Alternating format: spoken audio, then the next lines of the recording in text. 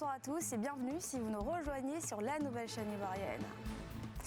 Objectif, rentrer en Côte d'Ivoire. Laurent Gbagbo et Charles Blé Goudé demandent leur liberté sans condition. Un an après leur acquittement à la CPI, ils ont interdiction de quitter Bruxelles. 2 audiences ont eu lieu ce jour. On y revient dans ce journal. C'était il y a 50 ans le tout premier tirage de la LONASI. Les festivités marquant ce cinquantenaire ont été lancées ce jeudi et pour marquer le coup, de nombreuses réformes ont été annoncées.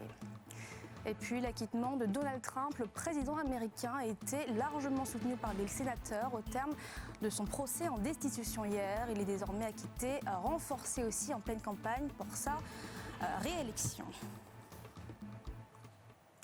Une personne acquittée doit pouvoir exercer l'intégralité de ses droits. C'est ce qu'a martelé ce jeudi devant la Cour pénale internationale la défense de Laurent Gbagbo. L'ancien président et son ancien ministre Charles Blé Goudé réclament tous les deux leur liberté inconditionnelle. Un an après leur acquittement à la CPI, en filigrane la question de leur retour en Côte d'Ivoire, évidemment au cœur des audiences. Yéli Traoré. L'ancien président ivoirien Laurent Gbagbo a signé à résidence depuis son acquittement en janvier 2019 d'accusations de crimes contre l'humanité par la Cour pénale internationale, réclame une liberté sans condition. Après leur acquittement, l'ancien président et l'ex-chef des jeunes patriotes ivoiriens Charles Blé Goudé avaient été libérés sous condition, dans l'obligation de résider dans un État membre de la Cour, disposé à les accueillir en attendant le procès en appel. Laurent Gbagbo vit désormais en Belgique et Charles Blé Goudé réside à La Haye, aux Pays-Bas. Selon l'un des avocats de Laurent Gbagbo, Dov Jacobs, sur le principe, il ne peut être imposé de restriction à la liberté d'une personne acquittée. Il ne peut être imposé de restriction à la liberté d'une personne acquittée, qui doit pouvoir exercer l'intégralité de ses droits, y compris ses droits civils et politiques. Ce principe est reconnu par toutes les juridictions internationales des droits de l'homme. L'avocat principal de l'État de Côte d'Ivoire, Jean-Pierre Mignard, estime que les restrictions n'empêchent en rien l'ancien président de mener ses activités, notamment politiques, puisqu'il reçoit régulièrement ses alliés politiques en Belgique, et sa libération pourrait perturber la quiétude publique à quelques encablures de la présidentielle. Dans l'intérêt d'une bonne administration de la justice, il convient en effet que M. Gbagbo reste présent à ce procès. Et c'est sur ce point, en effet, que nous insistons pour que ce procès aille jusqu'au bout. La République de Côte d'Ivoire se trouve ainsi dans cette position qui, comme vous le voyez, est une position très ferme de soutien à votre décision du 1er février 2019. Elle contribuera, elle coopérera dans toute la mesure du possible, comme elle l'a fait jusqu'alors, pour qu'en effet, on arrive à ce que, peut-être, le calme revienne dans les esprits. À noter que les conditions assorties à la libération de Laurent Gbagbo ont été imposées à la demande de la procureure Fatou Bensouda, qui estime que l'ancien président pourrait prendre la fuite alors que l'appel n'est pas encore tranché. Les femmes doivent être plus fortes et plus indépendantes dans la société. Et pour y arriver, cela passe inéluctablement par le travail. C'est pourquoi la secrétaire d'État chargée de l'autonomisation des femmes a rencontré ce jeudi les femmes de la commune d'Atekoubé. Au cœur des discussions, le financement des projets par le Fonds national Femmes et Développement à hauteur de 500 millions de francs CFA. C'est 50% de plus que l'année dernière. Pierre Divomélin et Fulgence Kissiedou. Marché d'Atekoubé. Cette petite étale de produits vivriers est occupée depuis plusieurs années par Prudence. Son rêve, l'agrandir et accroître ses revenus. Je vends les légumes, je vends koulala, djunglé, placali, gombo, piment pour. Je veux avoir une place dans le nouveau marché, dont j'ai déjà avancé 100 000. Il reste 200 000. Je ne sais pas où trouver les 200 000 pour avancer mes trucs, mes commerces. Le rêve de Prudence pourrait se réaliser grâce au Fonds national Femmes et Développement, une enveloppe de 500 millions de francs CFA au niveau national, dont 100 millions pour les femmes d'Abidjan.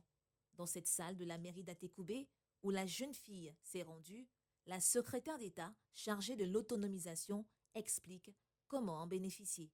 Ce fonds va permettre de développer votre activité. À titre individuel, le fonds part de 0 à 500 000 et en groupement de 0 à 2 millions.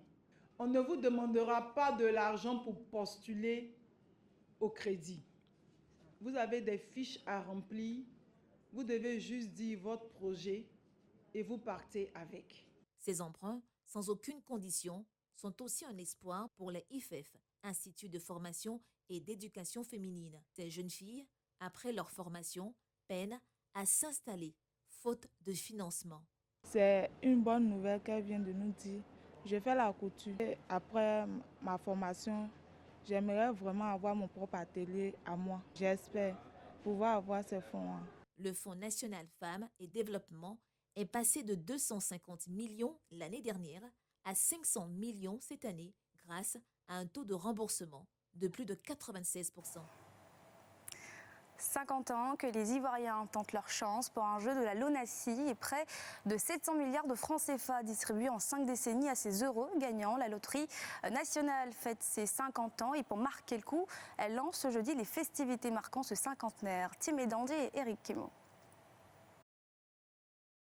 Des assurances fortes pour un environnement favorable au développement des jeux de loterie en Côte d'Ivoire.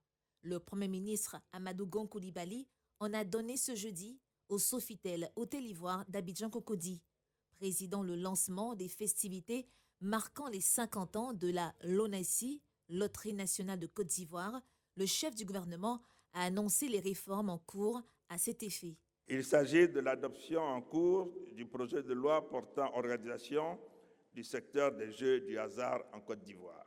Au niveau sécuritaire, la nouvelle réglementation permettra une meilleure maîtrise et un contrôle plus accru du secteur des jeux qui peut offrir un terreau favorable à la fraude, au blanchiment de capitaux et au financement du terrorisme.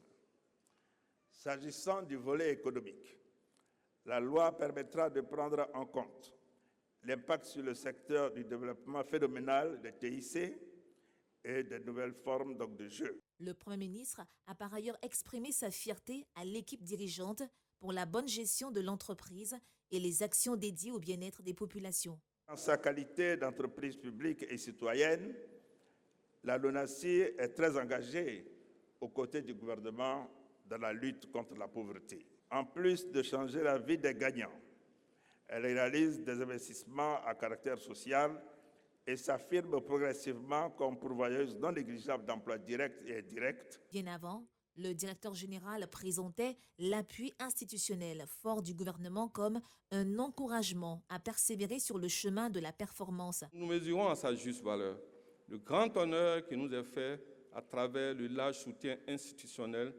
Il nous engage à la recherche constante de la performance dans l'accomplissement de la mission sociale de la première entreprise citoyenne de Côte d'Ivoire. Pour sa part, le ministre de l'Économie et des Finances a salué un management avant-gardiste. Avec un réseau de 10 000 agents, la LONASI a distribué 695 milliards de francs CFA aux heureux gagnants de ces différents jeux. Le kilo de noix de cajou coûtera 400 francs CFA durant la campagne 2020 qui démarre ce jour. C'est 50 francs de plus que l'année dernière. Dans ce journal, nous allons dans la région du Hambol, une région qui vit au rythme de la production de noix de cajou. Reportage de Pierre Dipomélin et Armel Zaza. Lobonou, 21 km de Katiola. Louis Nakala, 76 ans, sillonne tous les matins sa plantation d'anacarde, plus d'une dizaine d'hectares. Si à l'origine la production de noix de cajou n'était pas son activité première, cette culture de rente lui a permis aujourd'hui de réaliser de nombreux projets. On nous achetait le coton à crédit et on avait du mal à recevoir notre paiement. C'est ainsi qu'on a abandonné le coton et adopté l'anarcade. La noix de cajou nous a permis de nous réaliser. Comme lui, tous les paysans de cette localité ou presque ont tourné le dos à la production de l'or blanc au profit de l'or gris. Le coton en son temps était la seule culture qui pouvait rapporter un peu d'argent à nos parents. Cette période aussi a connu ses moments de bonheur. La culture du coton étant assez difficile, les travaux étant pénibles, très tôt, nos parents ont trouvé que l'anacarde était mieux pour eux. Surtout que l'anacarde est une culture de rente. Plusieurs chantiers immobiliers témoignent du dynamisme économique de la région malgré la mévente de l'anacarde ces dernières années. Tous les jeunes gens ont commencé à investir, surtout dans l'immobilier. L'habitat a changé. N'eût été les 2 dernières années où il y a eu une mévente de la noix de cajou, aujourd'hui Froment aurait été une autre cité. Les jeunes et les femmes profitent des effets induits par cette culture de rente, comme dans cette unité de transformation. Elle emploie plus de 200 personnes malgré la réticence des banques à accompagner l'usine. Les banques ne comprennent pas le business. Tant que quelqu'un ne comprend pas ton business, ne t'accompagne pas. Malheureusement, on est obligé de faire avec nos propres moyens qui sont très limités. La Côte d'Ivoire est le premier producteur mondial de noix de cajou avec près de 800 000 tonnes. La filière est plongée dans une crise face à la chute drastique des cours à l'international. La noix de cajou reste un produit stratégique pour le pays qui ambitionne de transformer la moitié de sa production dans les années à venir.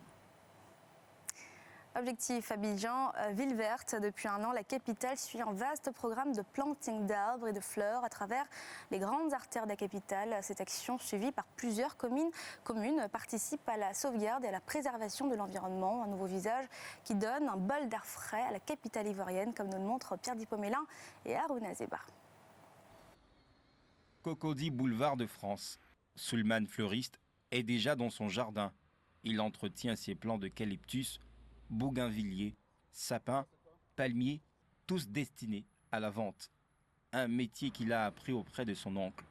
L'activité est bien florissante en cette période où les grandes rues sont revêtues d'arbres et de fleurs par le district d'Abidjan.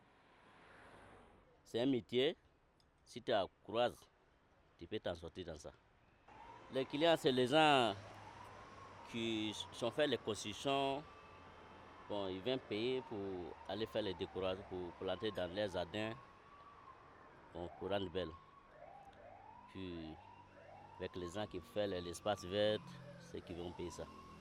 Cette verdure, constatée depuis quelques mois, donne un nouveau visage à la capitale économique ivoirienne. Ça rend la ville vraiment très belle, ça fait propre, ça nous permet de vivre de l'air frais. Ça m'inspire tout simplement la propreté. Voilà, c'est devenu beaucoup plus propre, beaucoup plus joli. C'est agréable, visuellement c'est agréable, ça fait plaisir et on est fiers. Au-delà de l'embellissement, ce planting d'arbres et de fleurs généralisé dans le district d'Abidjan va contribuer à lutter contre la pollution de l'air et à préserver un environnement sain. Dans toute politique urbaine, il faut des espaces boisés, il faut des espaces arborés, il faut également protéger les jardins qui ont vraiment un rôle capital dans la protection de l'environnement. Aujourd'hui, quand vous allez dans les grandes villes des pays développés, vous voyez que c'est des villes qui sont vraiment arborées, des villes où on pourrait dire des forêts dans la ville. C'est parce que, en tout cas, la forêt joue un rôle capital dans la protection de l'environnement. La forêt permet de réguler le cycle de l'eau. La forêt permet de purifier l'air. Abidjan ville verte, c'est possible. La grande agglomération bénéficie déjà d'une forêt primaire de plus de 3000 hectares, le parc national du Banco. Une réponse à la pollution issue des industries et du trafic.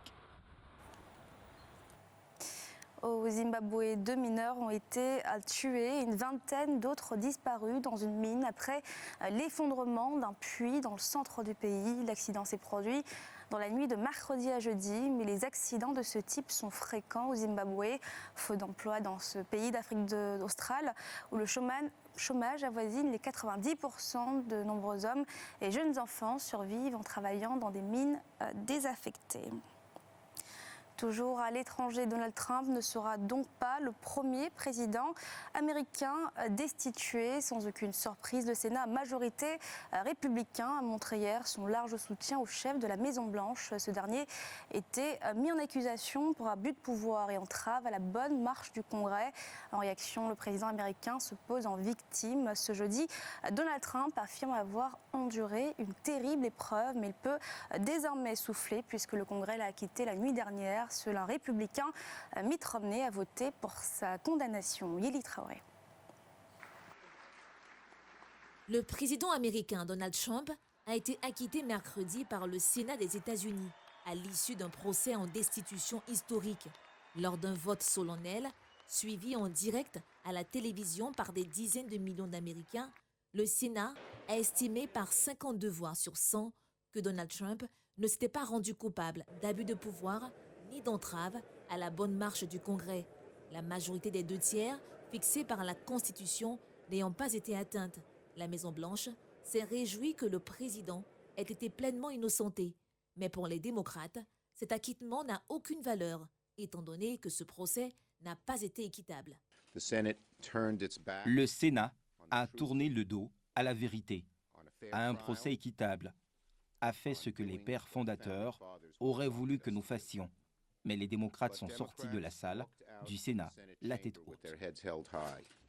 Le chef de la majorité républicaine au Sénat se réjouit pour sa part de ce verdict d'acquittement du président et dénonce une manœuvre politique du camp démocrate.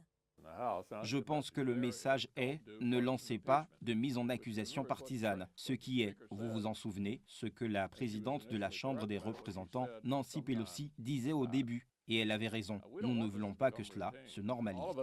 Quant au président Trump lui-même, il se réjouit de la fin d'une terrible épreuve qu'il a dû endurer à travers cette mise en accusation, orchestrée selon lui par des gens malhonnêtes et corrompus, en référence aux démocrates.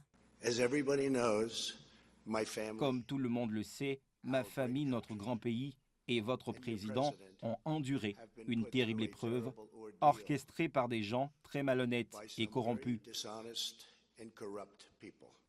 Ils ont fait l'impossible pour nous détruire et ce faisant, ils ont fait beaucoup de mal à notre nation.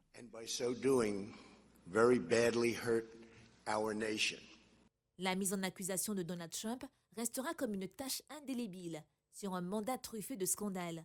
Avant lui, seuls 2 de ses prédécesseurs, Andrew Johnson en 1868 et Bill Clinton en 1998, avaient connu une telle avanie. C'est la fin de ce journal. Merci d'avoir suivi. Restez avec nous pour la suite de nos programmes et on se retrouve demain à même heure pour un nouveau rendez-vous de l'actualité.